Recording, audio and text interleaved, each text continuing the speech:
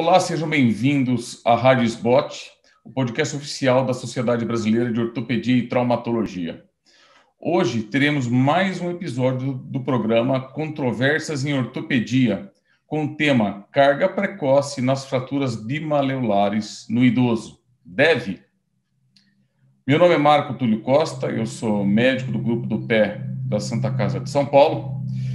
E nós vamos conversar a respeito desse tema com o Dr. Alexandre Godoy dos Santos, que é o chefe do Grupo do Pé do HC de São Paulo. Olá, Alexandre, tudo bem? Olá, Marco Túlio, tudo bem? Obrigado pelo convite, um prazer estar aqui no podcast da SBOT. Então vamos lá, Alexandre, sem a gente perder muito tempo, vai? Se a gente for falar antes da carga, né, dessa história de fratura do tornozelo no idoso, por que tem que ter essa diferença? Por que eu tenho que estar atento a essa diferença? O que é importante nessa história que o ortopedista geral deve saber? Então, Marco Túlio, eu acho que é um tema extremamente importante. A gente sabe que a população mundial, né, de idosos está crescendo. E se tudo der certo, meu amigo, em 2050 eu e você seremos parte dos 30% da população brasileira idosa. Então, é algo que está crescendo muito e é diferente do adulto pelas características, tanto locais, né, de qualidade óssea, complicações locais no manejo do tratamento das fraturas maleolares, quanto da própria condição sistêmica do paciente, né? Então, muda muito a abordagem no paciente idoso. O que eu tenho que estar atento, Alexandre? O que é importante? O que muda nessa abordagem que eu preciso, esse detalhe aqui, você tem que prestar atenção. Então, acho que antes de mais nada, a gente precisa dividir, né? Os idosos, eles já são classificados em dois times, digamos assim, os idosos considerados acima de 60 anos e os grandes idosos a partir dos 75, 80 anos de idade. Então, aí a gente tem uma mudança também em termos de abordagem. Outra divisão que é importante a gente fazer nesse raciocínio é a fratura do indivíduo idoso e a fratura por fragilidade no indivíduo idoso, porque aí você vai ter uma diferenciação de tratamento, de estratégia de fixação, de protocolo de reabilitação. Então, isso é importante estar na cabeça de todos também.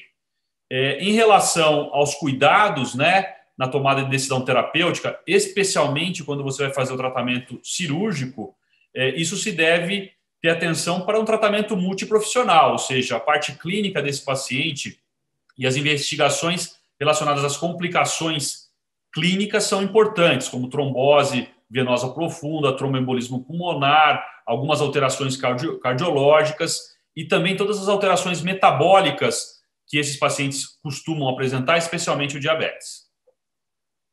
Tá, então vamos lá, Alexandre. Uma dúvida que surgiu aqui agora. Vamos supor o seguinte, Peguei um paciente com 70 anos, o sujeito é ativo, joga tênis, faz caminhada, e peguei um outro sujeito que é o 70 anos de antigamente, sofazinho, cigarrinho de vez em quando. Existe uma grande diferença entre os dois grupos, não? A osteoporose aí vai influenciar bastante, você acha? Sem dúvida nenhuma, a qualidade mineral óssea está relacionada à atividade física do paciente, à alimentação, à condição sistêmica dele. Então, nesse primeiro paciente que você me falou, que é o seu amigo tenista lá que joga tênis com você, ele deve ser tratado de uma maneira mais semelhante ao adulto do que a um paciente que tenha algum grau de fragilidade óssea. No paciente número 2, a gente vai ter que ter mais cuidados em relação ao preparo dele, se for operar, e também na reabilitação pós-operatória, visto que esse paciente ele tem uma autonomia não tão boa quanto o paciente que faz uma atividade física e tem uma saúde, digamos, melhor, né? Então o que a gente está comentando aqui é o seguinte, para a nossa parte, principalmente se eu vou operar, se eu vou fixar a fratura e se eu quero dar carga precoce, essa história da osteoporose é importante, né? Mas quando você está pegando aí um doente, peguei um doente com 70, 75 anos, precisa de algum outro exame além da radiografia? Você pede algum outro exame? Precisa fazer densitometria ou só radiografia? Nós falando aqui das fraturas bimaleolares, né, que é o tema, sem envolver maléolo posterior. Só a radiografia basta? Precisa pedir tomo? Precisa pedir densitometria para ver a qualidade óssea? O que normalmente você faz? Eu acho que assim, pedir o exame de densitometria óssea no cenário agudo, acho que não tem indicação, mas se o paciente tiver o histórico de controle de densitometria óssea, é importante você saber, né? Sim. Além disso, Marco Túlio, eu acho que uma fratura articular, como são as fraturas do tornozelo, merece uma investigação com tomografia para que você possa fazer um planejamento cirúrgico mais apurado e, eventualmente, fazer o diagnóstico de lesões com cominuição, multifragmentadas, ou mesmo o malelo posterior que você citou, que às vezes na radiografia a gente não consegue visualizar. Além desses exames, então, digamos, diretamente relacionados ao trauma e à ortopedia, todos aqueles de preparo cirúrgico, né? E aí a parte clínica entra para fazer esse preparo pré-operatório. Tá. Você acha que tem espaço, falando nessas bimaleolares, para tratamento conservador? E se tem espaço, quando é que você indica tratamento conservador nesse grupo de doente? Então, o tratamento conservador ele tem indicação, até mesmo para pacientes fora dessa faixa etária, basicamente nas fraturas sem desvio, basicamente nas fraturas unimaleolares, especialmente nas fraturas da fíbula, né, do maléolo lateral, e nas fraturas estáveis. Então, existe essa indicação. Os resultados do tratamento conservador nessa faixa etária ou em outras, com essas características da fratura estável, sem desvio, ela é bastante adequada. Então, acho que tem espaço, sim, e isso deve ser ponderado, especialmente em pacientes que tenham comorbidades. E o tratamento conservador, normalmente, você usa... O que você usa, Alexandre? Você usa normalmente bota, você usa RoboFoot? Como é que você faz? Tratamento conservador, geralmente eu uso bota imobilizadora removível, né? Por todas as vantagens que ela apresenta em relação ao gesso. E aí tem um protocolo de fisioterapia e um protocolo de carga que vai depender novamente das condições locais e das condições do próprio paciente. Uma coisa importante de levar em consideração, quer seja no tratamento cirúrgico ou conservador, é a condição neurológica desse paciente, a condição da chamada autonomia dele, do equilíbrio dele.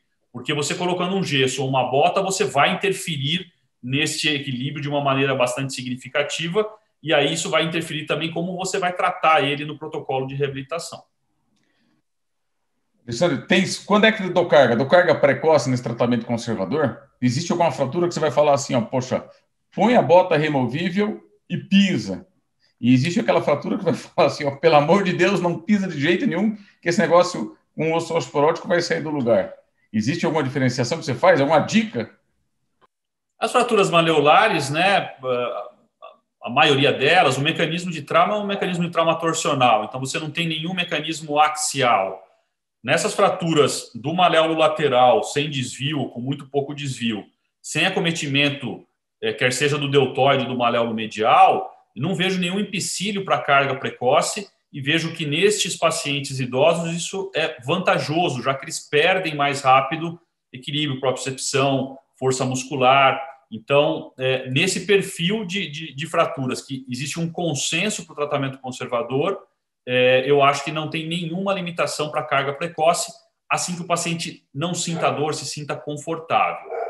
Na faixa etária idosa, é interessante você manter algum tutor, alguma muleta ou uma bengala, já que você, novamente, está interferindo no equilíbrio, está interferindo na propriocepção usando a imobilização. Mas não por causa da carga, e sim por causa do equilíbrio, da segurança. Ainda tem aquela história que se eu deixar o sujeito sem pisar por muito tempo, eu vou piorar a osteoporose dele mais ainda, né? Aí é mais difícil ainda voltar ele para pisar. Mas o meu medo, às vezes, é aquelas fraturas instáveis. Como você disse aí, as fraturas instáveis a gente acaba operando, né? Então, a sua indicação, né, para operar são as instáveis e as articulares desviadas, é isso? Exatamente. Então, nesse cenário, elas se comportam do ponto de vista de objetivo de tratamento igual em crianças e adultos, né? Eu quero uma redução anatômica e uma estabilização interna confiável para manter essa redução que eu consegui no intraoperatório. E aí, obviamente, que vai depender do tipo de fratura, né? E, novamente, se é uma fratura por fragilidade ou uma fratura convencional no idoso. Em termos gerais, para você definir isso, basicamente tem a qualidade óssea, que você consegue avaliar até mesmo pela radiografia, mas as fraturas por fragilidade são, por definição, aquelas que ocorrem com um mecanismo de trauma mínimo. Não é um mecanismo de baixa energia, é um mecanismo mínimo. Outro dia mesmo eu tive uma paciente que tinha uma prótese de joelho e ela já estava reabilitada, foi sentar na mesa para tomar café. A hora que ela virou para sentar na cadeira, ela quebrou a tíbia distal. Então, isso é uma fratura por fragilidade, porque não tem um mecanismo de trauma, não é nem baixa energia, é realmente mínimo e que levou a essa fratura. Então, isso é muito importante no raciocínio para tomada de decisão. E aí vem a encrenca, né? Tô lá, peguei o sujeito com essa fratura por fragilidade aí, uma fratura do tornozelo desviada, e aí, como é que eu vou fixar isso? Porque essa é uma grande dificuldade. Como eu disse, a gente tenta... seria interessante não deixar muito tempo sem carga para não piorar essa osteoporose. Mas numa fratura articular desviada por fragilidade, a minha fixação geralmente não fica tão boa, eu não vou ter tanta confiança para poder liberar essa carga precoce. Vamos lá, peguei aquela bimaleolar que você falou lá, ó, bimaleolar articular desviada, tem um osso osteoporótico. E aí, meu amigo, o que eu vou fazer para deixar esse negócio firme, vai? Para dar carga precoce? Se tem alguma dica, o que você costuma fazer? Então, aí a gente precisa pensar inicialmente nas principais complicações nessa faixa etária, que são basicamente deiscência, infecção e não união, né? Então, se a gente puser isso no planejamento, isso também vai interferir no método de fixação que eu vou fazer. E aí ganha um pouco de espaço as fixações intramedulares para a fíbula, né? Com as hastes intramedulares bloqueadas, que nos idosos tem uma indicação maior exatamente pelo maior taxa de complicações com deiscência e infecção, e todos os mecanismos disponíveis para você aumentar a rigidez da sua fixação, quer seja através de posicionamento da placa da fíbula, por exemplo. Então, nós sabemos que a placa posterior ou posterolateral, ela biomecanicamente ela é melhor, ela funciona melhor do que uma placa lateral pura.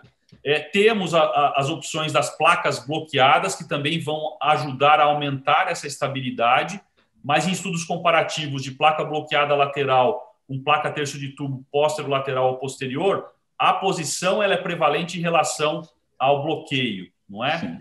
E existem também estratégias de augmentation. Você pode usar, por exemplo, 2 placas na fíbula, se você tiver uma grande diminuição, uma qualidade óssea ruim.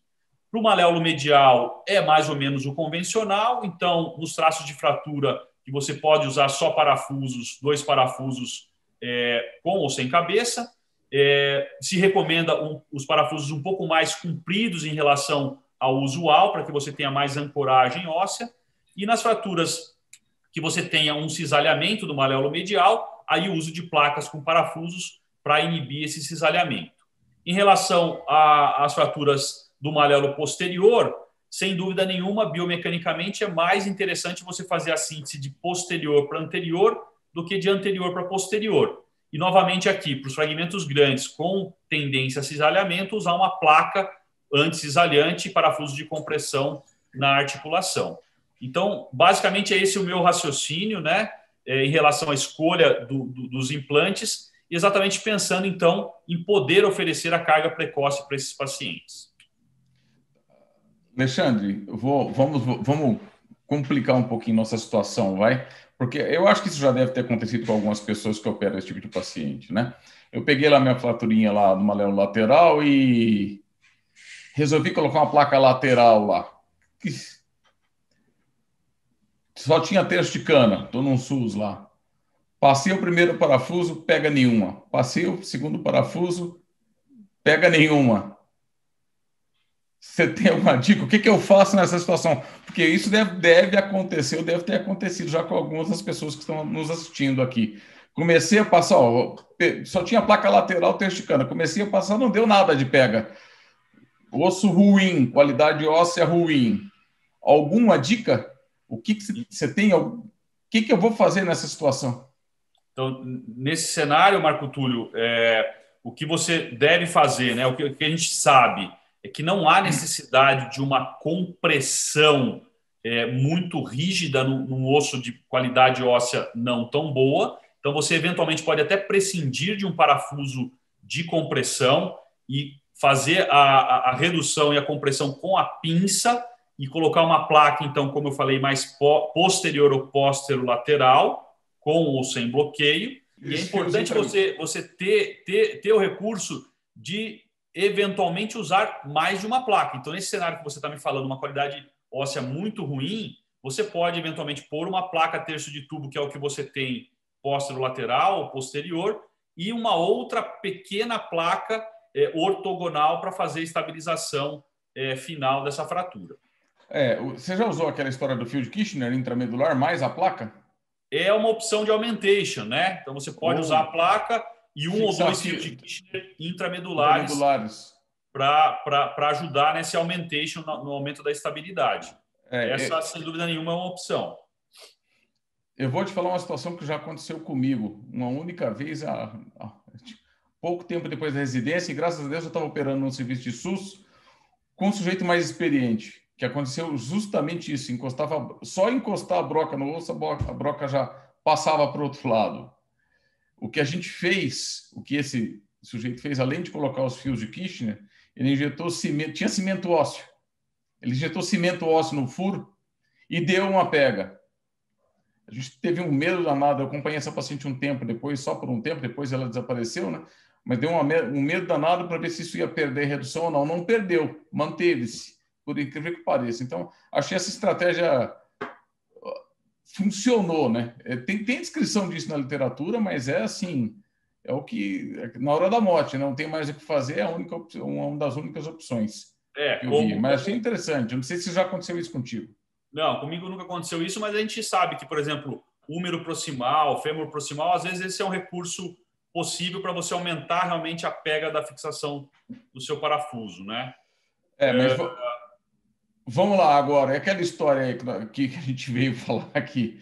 Como é que eu dou carga nesses sujeitos, então? Porque é aquilo que a gente falou. Se demorar muito, pior a osteoporose, mas se eu adiantar muito, eu posso perder redução. A fixação não está boa. Você tem alguma dica para falar para o pessoal aí, ó, nessa situação da carga precoce, nessa situação é melhor esperar?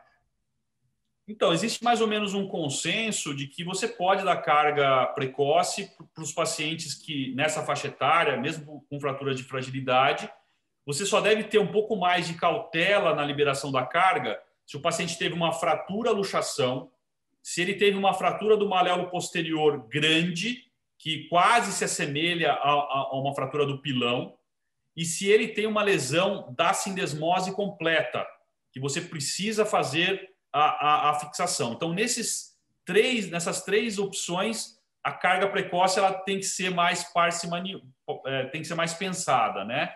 Nos outros casos, mesmo nas fraturas trimaleolares, que você conseguiu uma fixação adequada, a carga precoce ela pode ocorrer sempre com o tutor, então sempre com uma bota imobilizadora e preferencialmente num ambiente de fisioterapia onde essa carga vai ser progressiva ao longo das semanas. Então não é carga total no dia 1, é uma carga progressiva com o tutor de maneira gradual ao longo das primeiras 6 semanas. E aí vai depender de como evoluiu o partes moles, de como o paciente está se sentindo, do edema local, mas tirando esses 3 cenários que eu te falei, né? Então, relembrando, fratura luxação do tornozelo, lesão completa da sindesmose que necessite de osteossíntese e uma fratura grande do maléolo posterior, nos outros cenários você pode dar a carga precoce dessa maneira.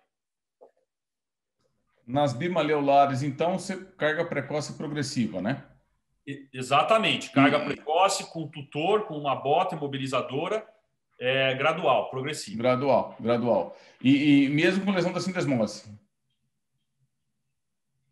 As tipo C, que você tem uma lesão completa da sindesmose, talvez, e aí é caso a caso, dependendo da qualidade da síntese que você conseguiu e do perfil do paciente, você pode dar carga precoce, mas ele entra naquele grupo que eu te falei que assim é melhor você ser mais parcimonioso, mais cauteloso, porque você tem uma lesão completa da sindesmose numa qualidade óssea ruim e você vai sobrecarregar, quer seja a síntese flexível ou rígida, numa carga inicial precoce. Tá. Ô, Alexandre, eu vou voltar um pouco na ordem cronológica da história aí. Bimaleolar, sem maléola posterior, lesou a sindesmose. Tie rope ou parafuso? É uma Nesse discussão, paciente. é uma discussão interessante. Existe algumas vantagens iniciais da síntese flexível, que são mais relacionadas à carga precoce, mais relacionadas à não necessidade de uma segunda cirurgia para retirada, mas não existem ainda trabalhos robustos que batam o martelo num tipo ou no outro. Então, acho que é uma discussão que está em aberto, com vantagens e desvantagens, mas há baixa experiência no paciente osteoporótico. Então, o uso de placas com parafusos pela placa para a fixação da sindesmose é um augmentation clássico, né, bem estabelecido, que deve ser ponderado, então, nesses pacientes idosos com fratura por fragilidade. E aí eu acho que existe até uma indicação maior do uso da síntese convencional rígida para a sindesmose em relação à flexível. Não sei qual que é a sua opinião. Na... eu sou, entre tie rope e parafuso, eu ainda sou um pouco amigo do parafuso. Eu acho que me dá mais confiança. Novamente, não sou contra a fixação com síntese flexível, mas eu tenho mais confiança, principalmente nesses pacientes idosos, em colocar um parafuso para fixar a sindesmose. Mesmo sabendo que depois de um tempo eu vou ter que fazer outra pequena cirurgia para retirar esse parafuso. Mas me dá mais... E também não deixa de ser um método de augmentation, né? De melhorar minha fixação da fíbula, né? Que eu fixo... Exatamente. Nesse cenário, né, nessa característica de paciente, sem dúvida nenhuma. Isso aí. Então, deixa eu fazer um resumão para o pessoal aqui, então. Se eu pegar uma fratura, então, vê se você concorda com isso, Alexandre. Pegar uma fratura, então, no idoso com osteoporose, é sempre importante avaliar a condição clínica, a condição circulatória, tem que tomar cuidado com as complicações de pele. Se o osso, se eu prever antes da cirurgia que essa qualidade óssea está muito ruim, a fixação com haste intramedular da fíbula parece ser uma opção interessante. Se eu estiver usando a placa, dá preferência para a placa posterolateral, porque biomecanicamente ela é superior, correto? E a carga precoce, que é o que a gente pensou, é carga precoce sempre com um tutor, não é carga precoce total, imediata, é uma carga pensada com fisioterapeuta ajudando. Eu vou dar a minha opinião pessoal aqui. Normalmente eu gosto de retardar essa carga umas 2 semanas até cicatrizar tudo, para evitar muito edema que interfira na cicatrização da ferida. Eu não sei se você faz isso também, você já põe logo na primeira semana para pisar ou não, mas eu gosto de deixar umas 2 semanas com o pé para cima, tá? E é basicamente isso que a gente falou, né? Com mais ou menos aí 6 semanas carga total. Concorda? Esse é um resumão da história? Eu acho que é isso. Ficar atento em relação à carga precoce, novamente, fraturas, luxações, lesão completa da sindesmose que necessite de fixação e grandes fraturas do maléolo posterior. E o último recado é carga precoce, mas dê um suporte para esse paciente, porque é um paciente de mais idade, que muitas vezes não tem tanto equilíbrio, e aí você pode dar um pouco mais de segurança para ele, ou com uma muleta contralateral, ou com uma bengala contralateral. Boa, Alexandre. Então, acho que esse é um resumão, acho que desse podcast a gente pode assim falar, né? Essa história que você acabou de comentar aí. Bem, então, você acabou de ouvir mais um episódio da Radisbot, podcast oficial da Sociedade Brasileira de Ortopedia e Traumatologia. Todas as edições estão disponíveis no site www.sbot.org.br e também nas principais plataformas de streaming. Nos vemos no próximo episódio. Até lá!